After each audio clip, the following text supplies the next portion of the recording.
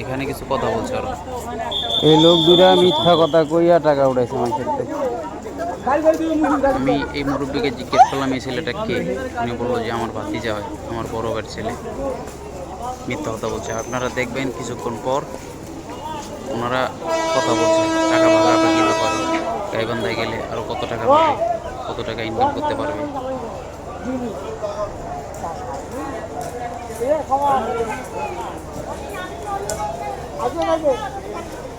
হাতের ভিতর টাকা।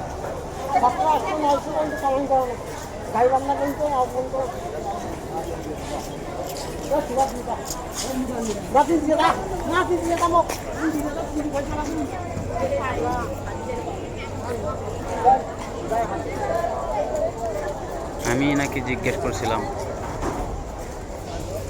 যে আপনারা যে এইভাবে টাকা উঠাচ্ছেন এটা কি সত্যি? উনি বললো যে হ্যাঁ বাবা সত্যি।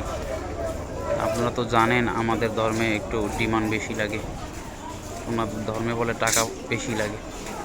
কেমন টাকা দিল। পরে আমি লোকটা কিরকম? আমার পিছিয়ে পিছিয়ে সেই অটোওয়ালাকে জিজ্ঞেস করলাম যে ওনাকে চেনেন আপনি? ভিক্ষা করে খায় ওই লোকটা, টাকা উঠেলো ওনার বলে মাইয়ার বিয়া, মিথ্যা কথা কইয়া। উনি ওই রকম করেই চলে। এরপর ওনার সাথে আরো একজন ছেলে আছে। না উনি ওই রকমই আমি দেখি, উনি ওই রকমই আমি আর একজন ছেলে দেখছি। আমি ওনারে বললাম যে আপনি যে এরকম করে টাকা ওঠেন কি বাস্তব সত্যি? উনি বললো যে হ্যাঁ। উনি ওই রকম ভাবেই খাবে না, ওইভাবেই চলে।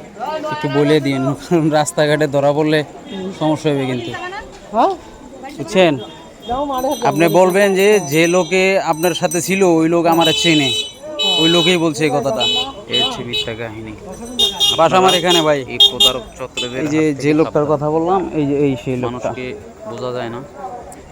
দেখছেন সবাই? আমি জুম করছি আমার চেহারা দেখার জন্য, আপনারা খেয়াল করেন। মিথ্যা কথা কয়ে টাকা উঠাইছে।